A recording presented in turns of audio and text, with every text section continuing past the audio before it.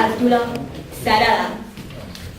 Én nem tudom mi ez, de jó nagyon elrévedezni némely szabadon, mint alkonyik felhőjén, mely ragyog, és rajta túl terengő csillagok. Én nem tudom mi ez, de édes ez, egy pillantásod, hogyha megkeres, mint napsugár, ha villan a tetőn, holott borongón, már az este jön. Én nem tudom mi ez, de érezem, hogy megszépült megint az életem. Szavaid seng, szíven simogat, mint március szél a sírokat.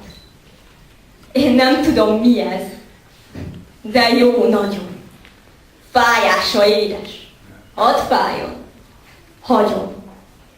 Ha bolgaság, ha tévedés, legyen. Ha szerelem, bocsásd ezt meg nekem.